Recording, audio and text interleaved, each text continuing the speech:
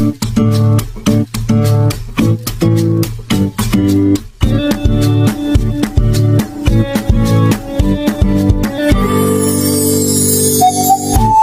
masalah darah, kepala, Tuhan saja tidak pernah menghukum kita. Kita mau beralih ke agama manapun, tidak ada Tuhan langsung dari langit mengirimkan petir, mengirimkan pedang, mengirimkan malaikat untuk membunuh orang. Gak ada. Tapi manusia gampang banget untuk membunuh sesamanya. Karena meninggalkan agama itu. Itu kan jadi ngeri gitu. Belajarlah. Penuh kasih, penuh cinta. Katanya agama damai. Katanya agama rahmatan rahmatan, apa nggak bahasanya saya nggak ngerti. Tapi untuk semua, bagi semua orang. Tapi kok kelihatannya kenyataan di lapangan adalah seperti itu. Saling menghadik, saling menfitnah, saling mengatakan bahwa darahnya halal lah, kepalanya harus dipenggal, diberikan makan serigala. Lu siapa menjadi Tuhan atas orang lain? Gimana Pak Raja Uti? Ya, Pastor Paul. Halo, gimana Pak? Ini maksudnya perlu tahu itu apa maksudnya? Nah, ini tadi Bang Sanggam ada informasi tuh Pak, mengenai orang yang kemarin datang ke Zoom itu yang bilang sudah pernah berkunjung ke Muhammad KC itu. Ternyata ini menurut yang chat yang di sini yang saya baca ya, katanya bukan pengacara itu, Pak. Tapi bisa si Bang Sanggam yang ini yang jelasin lah gitu, kalau ininya yang dia lebih tahu orang itu gitu. Bang Sanggam? Iya Bang Sanggam, bantu kita dong. Bisa tolong? Udah saya unmute, Pak. Udah saya unmute. Ya, silakan Bang Sanggam. Ya. Dengar kan? Ya. Nah, waktu tadi malam saya juga kaget ngelihat dia, kayak kenal kan, sudah tambah gemuk. Jadi sekitar tahun 2000-an itu teman saya Pak, teman kita ngekos di bilangan Pondok Kopi di Kampung Sahawa apa Kampung Pisangan kalau nggak salah. Nah, karena tahun 2000-an saya juga ya macam-macam lah, kuliah nggak kuliah, dia juga saya tahu saya makan nggak makan. Nah, terbitlah waktu itu Partai Damai Sejahtera.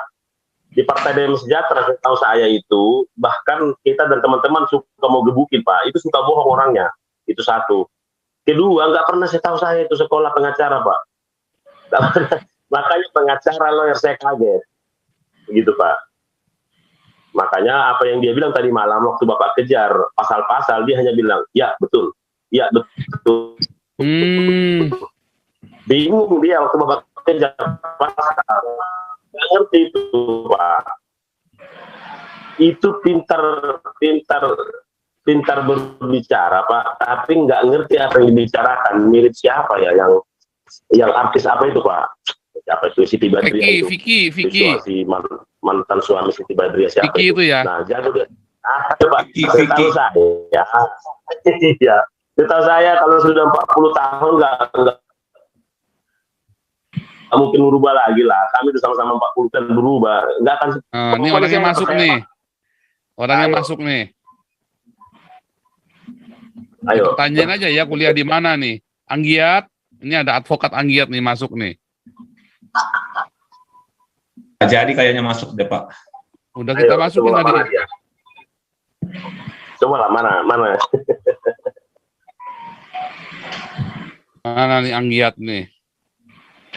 Jadi nama familiarnya Bu itu Markus Sutasoid Pak. Oh hilang ya, udah keluar lagi ya. Jadi Pak kayaknya.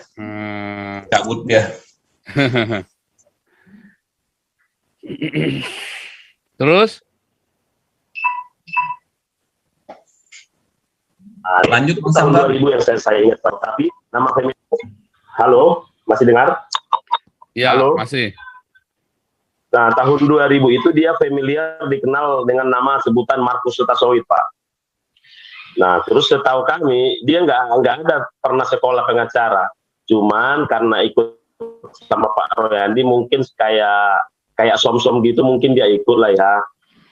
Nah, waktu itu kita familiar banget pakai nama Tuhan, panggil sama Tuhan, tapi masih suka bohong ya, belum mengerti lah seperti pengajaran Pak Paul. Ya itu udah biasa pada saat itu. Gitu. Makanya tadi malam dia masuk, saya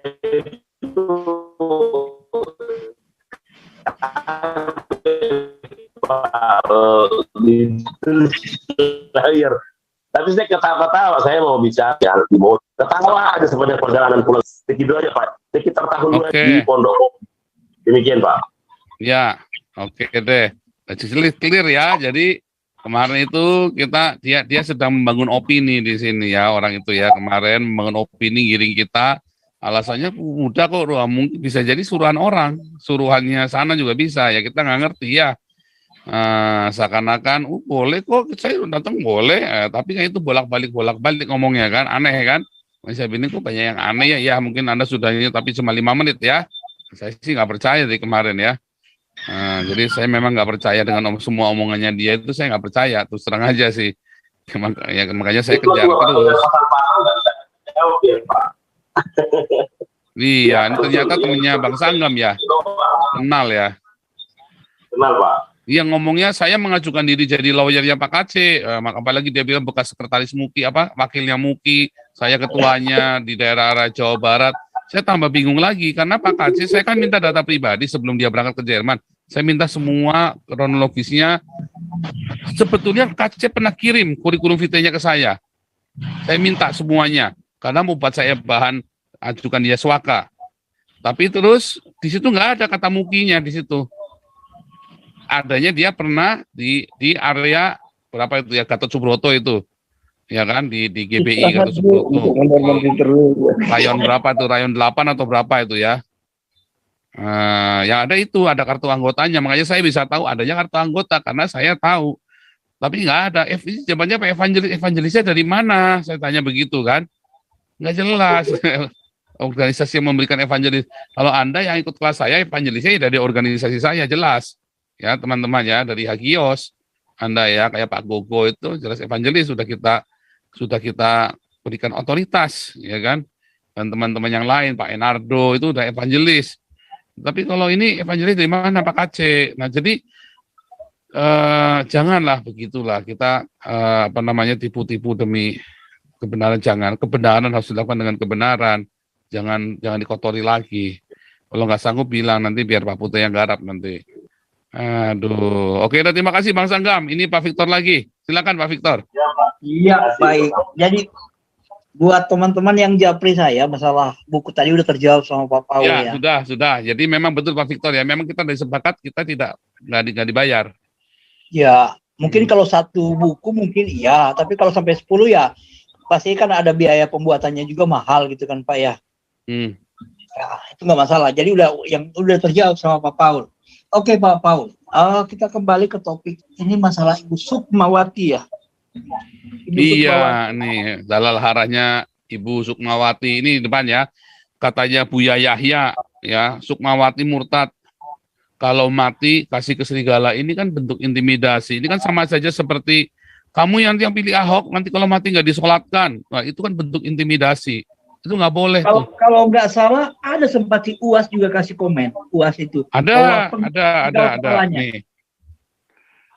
Ini kan, mana nih? Darah halahnya. Coba Pak. Ada, udah saya tampilkan tuh. Terus ada yang bilang, oh enggak itu hoax ya, tapi kan itu tadi sudah jelas itu suaranya di videonya kan suaranya UAS. Kalau orang yang murtad, halal darahnya, dan dia berharap di Indonesia diberlakukan hukum ini.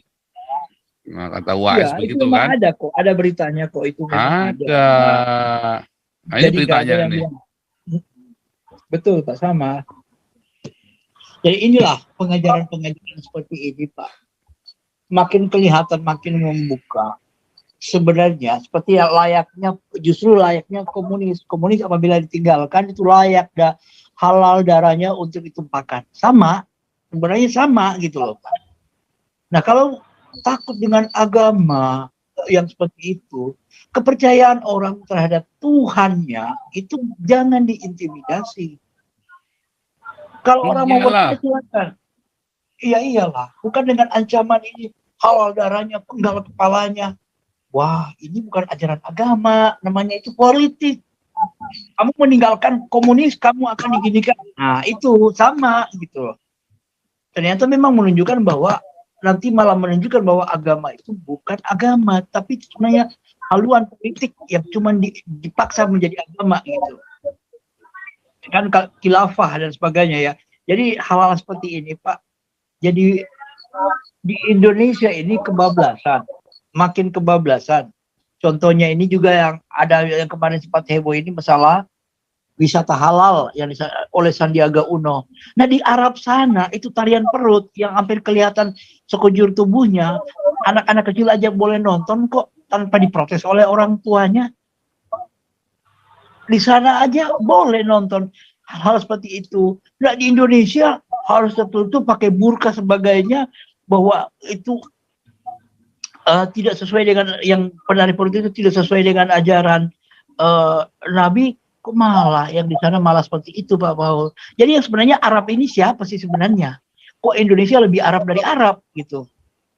Jadi memalukan gitu yang ada di Indonesia ini. Seharusnya belajar dong bahwa ini budaya, ini masukkan ke agama.